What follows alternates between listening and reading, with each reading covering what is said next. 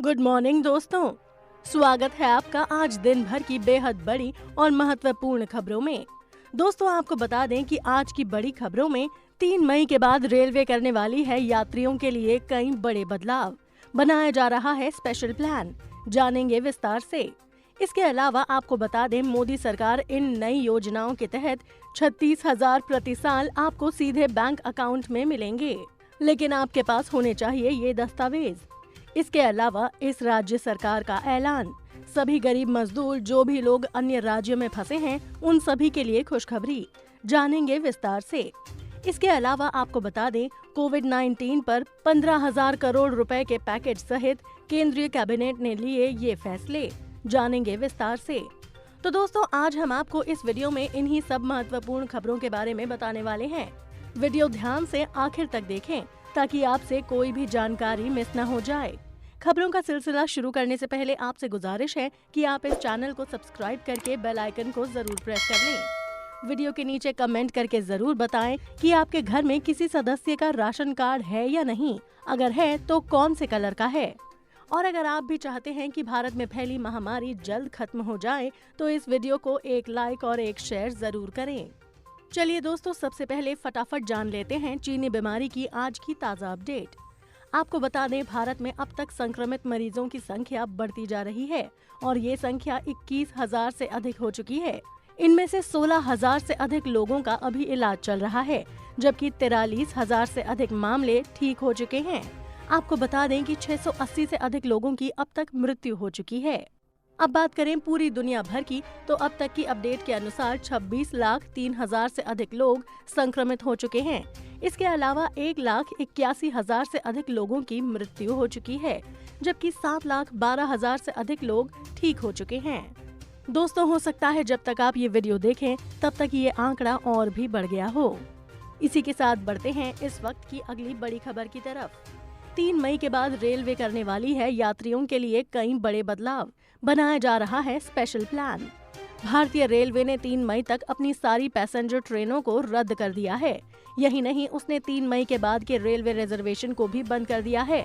इसका सीधा मकसद रेल मुसाफिरों को संदेश देना है कि 4 मई को लेकर वो कोई अंदाजा न लगाएं और न ही रेलवे स्टेशनों की ओर जाएं। रेलवे लॉकडाउन के बाद जब भी ट्रेनें चलाएगा तो वो केंद्र की हरी झंडी के बाद ही चलाएगा। केंद्र भी इस मामले पर सभी राज्यों से बातचीत के बाद ही कोई निर्देश जारी करेगा। इसी बीच जिस तरह से कोरोना के मामलों में लगातार इजाफा हो रहा है, उससे साफ है कि ट्रेनों का ऑपरेशन जब भी शुरू होगा वो कोरोना के डर के साए में ही होगा। इसलिए रेलवे में भी अलग अलग जोन और डिवीजन के अधिकारी कई तरह की संभावनाओं पर विचार कर रहे हैं। ट्रेन ऑपरेशन शुरू होने पर पहले केवल कुछ चुनिंदा ट्रेनें चलाई जाएंगी। ये स्पेशल ट्रेनों की तरह होंगी और इसका किराया ज्यादा रखा जाएगा। इससे शुरू में ट्रेनों में भीड़ को कम रखने में मदद मिलेगी और केवल वही लोग यात्रा करेंगे जिनके लिए ये बेहद जरूरी होगा। रेलवे ने 19 मार्च को ही दिव्यांगों, स्टूडेंट्स और मेडिकल ग्राउंड पर टिकटों पर मिलने वाले कंसेशन के अलावा सभी छूट पर रोक लगाई हुई है। इसका मकसद ट्रेनों में भीड़ को कम करना था, खासकर वरिष्ठ नागरिकों को ट्रेनों की यात्रा से दूर रखना था। संभावना यही है कि फिलहाल रेलवे अपने इस आदेश को जारी रखेगा ताकि ज्यादा से ज्यादा लोगों को यात्रा से दूर रखा जाए। रेलवे शुरू में केवल स्लीपर क्लास के कोच वाली ट्रेन चलाएं। इसमें केवल उन्हीं लोगों को यात्रा करने दिया जाए जिनके पास कंफर्म टिकट हो। इससे जनरल क्लास के डब्बे वाली भीड़ से बचा जा सकता है। दूसरी तरफ एसी डब्बों के बंद माहौल में संक्रमण की संभावनाओं को भी स्लीपर ट्रेन से टाला जा सकता है।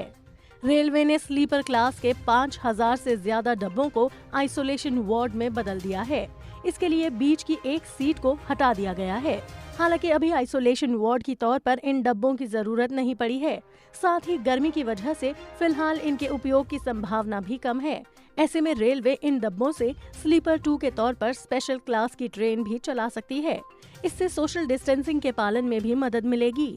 शुरू में ट्रेनें केवल चुनिंदा स्टेशनों के बीच ही चलाई जाएंगी और जिन इलाकों में कोरोना के ज्यादा मामले आ रहे हैं वहां से ना तो कोई आए ना ही कोई ट्रेन जाएगी। रेलवे के सामने सबसे बड़ी चुनौती अपने लाखों कर्मचारियों और मुसाफिरों की सुरक्षा रखने की है। उसे स्वास्थ्य मंत्रालय और गृह मंत्रालय के निर्देशों के मुताबिक सभी तरह के प्रोटोकॉल को भी फॉलो करना है। ऐसे में मुसाफिरों के लिए ट्रेन सेवा जब भी शुरू होगी, रेलवे के ऊपर हर किसी की सुरक्षा की बड़ी जिम्मेदारी होगी। इसलिए वो ट्रेन ऑपरेशन के लिए कई तरह की संभावनाओं पर विचार कर रहा है। इसी के साथ बढ़ते हैं इस समय की अगली बड़ी खबर की तरफ। दृष्टिबाधित दिव्यांगों का वाहन भत्ता 250 रुपए बढ़ा, अधिसूचना जारी। हिमाचल सरकार ने दृष्टिबाधितों और ऑर्थोपेडिक दिव्यांगों का वाहन भत्ता बढ़ा दिया है। इसे 500 रुपए से बढ़ाकर 750 रुपए प्रति माह कर दिया गया है। प्रदेश सरकार के वित्त विभाग ने इस संबंध में अधिसूचना जारी की है, जिसमें साफ किया गया है कि इस दर से ये भत्ता उन दृष्टिबाधितों और ऑर्थोपेडिक दिव्यांगों का बढ़ाया गया है जो 70% से अधिक विकलांग हैं। जिन दृष्टिबाधितों और ऑर्थोपेडिक दिव्यांगों की ये प्रतिशतता 70% से कम है, उनके लिए 12 मई 1986 का कार्यालय आदेश ही लागू होगा। प्रधान सचिव वित्त प्रबोध सक्सेना ने इस संबंध में आदेश जारी किए हैं। इसी के साथ बढ़ते हैं इस वक्त की अगली बड़ी खबर की तरफ। दिल्ली में ऑनलाइन हो सकती है शराब की बिक्री। कोरोना वायरस के संक्रमण के चलते दिल्ली के साथ साथ देश भर में आगामी 3 मई तक लॉकडाउन जारी है। वहीं जानकारी सामने आ रही है कि कामकाज ठप होने से राजस्व की कमी से जूझ रही दिल्ली में सत्तासीन आम आदमी पार्टी सरकार 27 अप्रैल के बाद शराब की ऑनलाइन बिक्री कर सकती है। मीडिया रिपोर्ट्स के अनुसार इस बाबत दिल्ली सरकार के एक वरिष्ठ अधिकारी ने बताया कि फिलहाल कोई फैसला नहीं हुआ है, लेकिन सरकार के स्तर पर इस बारे में गंभीरता से विचार हो रहा है। दरअसल शराब के कारोबार से जुड़े संगठनों ने इस बारे में सरकार के पास प्रस्ताव भेजा था, जिस पर सरकार ने आबकारी विभाग से सुझाव मांगे हैं। सरकार को कारोबारियों ने बताया है कि कोरोना का असर अभी जल्द समाप्त होने वाला नहीं है। शराब की ऑनलाइन बिक्री शुरू करने से शारीरिक दूरी के नियम का भी पालन होता रहेगा और दिल्ली में चोरी छिपे आ रही दूसरे राज्यों की शराब भी नहीं बिकेगी। इसी के साथ बढ़ते हैं इस वक्त की अगली बड़ी खबर की तरफ। कोविड-19 पर 15,000 करोड़ रुपए के पैकेज सहित केंद्रीय कैबिनेट ने लिए ये फैसले। कोरोना वायरस महामारी को लेकर केंद्रीय मंत्री प्रकाश जावड़ेकर ने बुधवार को बताया कि स्वास्थ्य कर्मियों पर हो रहे हमलों से सरकार चिंतित है। इस तरह की घटनाओं पर रोक लगाने के लिए नया आदेश लाया गया है। इसके अलावा जावड़ेकर ने कैबिनेट द्वारा लिए गए अन्य फैसलों की भी जानकारी दी।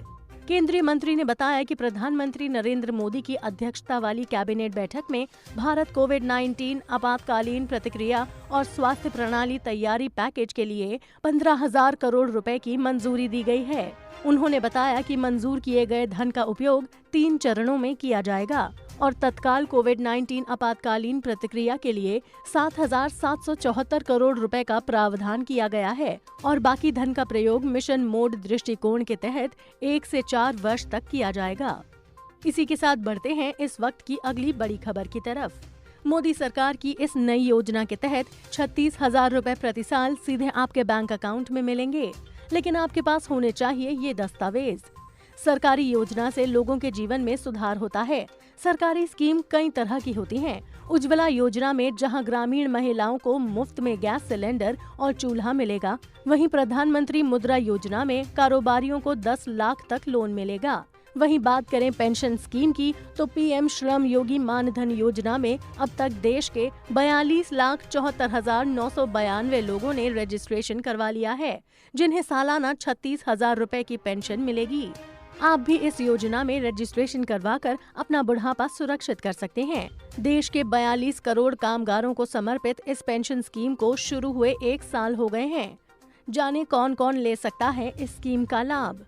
असंगठित क्षेत्र में श्रमिकों के लिए उम्र 18 साल से 40 साल के बीच होनी चाहिए। प्रतिमाह आमदनी 15,000 रुपए से अधिक नहीं होनी चाहिए। चाहिए सिर्फ 3 दस्तावेज: आधार कार्ड, IFSC कोड के साथ सेविंग या जनधन अकाउंट और मोबाइल नंबर। कितना देना होगा प्रीमियम? उम्र के हिसाब से प्रीमियम लगेगा। अगर कोई 18 साल की उम्र में स्कीम से जुड़ेगा तो उसे 55 रुपए प्रति माह जमा कराने होंगे। 29 साल की उम्र वाले लोगों को 100 रुपए और 40 साल के श्रमिकों को 200 रुपए देने होंगे। ये अधिकतम प्रीमियम है। आपको ये रकम 60 साल की उम्र तक जमा करानी होगी। आप जितना प्रीमियम जमा कराएंगे उतना ही सरकार भी आपके नाम से जमा करवाएगी। इसी के साथ बढ़ते हैं इस वक्त की अगली बड़ी खबर की तरफ। सीएम योगी का ऐलान। लॉकडाउन में फंसे लोगों को उनके गृह राज्य की सरकार वापस बुलाने का निर्णय लेगी तो करेंगे पूरा सहयोग। उत्तर प्रदेश के मुख्यमंत्री योगी आदित्यनाथ ने बुधवार को कहा कि लॉकडाउन के कारण अन्य राज्यों के जो लोग प्रदेश में फंस गए हैं, उन्हें गृह राज्यों की सरकारें अगर वापस बुलाने का फैसला करती हैं, तो उत्तर प्रदेश सरकार उन्हें वापस भेजने में पूरा सहयोग करेगी। योगी ने कहा, लॉकडाउन के कारण अन्य राज्यों के प्रदेश में फंसे लोगों को यदि उनके गृह राज्य की सरकार वापस बुलाने का निर्णय लेती है, तो प्रदेश सरकार इसकी अनुमति प्रदान करते हुए ऐसे लोगों को वापस भेजने में सहयोग प्रदान करेगी। इसी के साथ बढ़ते हैं इस समय की अगली बड़ी खबर की तरफ। 27 अप्रैल को मुख्यमंत्री के साथ पीएम मोदी की बैठक। लॉकडाउन को लेकर हो सकती है चर्चा। प्रधानमंत्री नरेंद्र मोदी कोरोना वायरस के प्रकोप और लॉकडाउन की स्थिति पर तीसरी बार मुख्यमंत्रियों के साथ बैठक करेंगे। प्रधानमंत्री मोदी राज्यों के मुख्यमंत्रियों के साथ 27 अप्रैल की सुबह सभी मुख्यमंत्रियों के साथ वीडियो कॉन्फ्रेंसिंग के जरिए बैठक करेंगे। इस दौरान पीएम मोदी मुख्यमंत्रियों से फीडबैक भी लेंगे। केंद्र सरकार राज्यों से मिले फीडबैक के आधार पर ही आगे की रणनीति तैयार होगी। 14 अप्रैल को हुई महत्वपूर्ण बैठक के बाद ही केंद्र सरकार ने 3 मई तक के लिए लॉकडाउन बढ़ाने का निर्णय लिया था। इसी के साथ बढ़ते हैं इस वक्त की अगली बड़ी खबर की तरफ। संपूर्ण भारत का 23 अप्रैल 2020 का मौसम पूर्वानुमान। अगले 24 घंटों के दौरान असम, मेघालय, अरुणाचल प्रदेश, नागालैंड और पश्चिम बंगाल में हल्की से मध्यम बारिश के साथ कुछ स्थानों पर भारी बौछारें गिरने की संभावना है।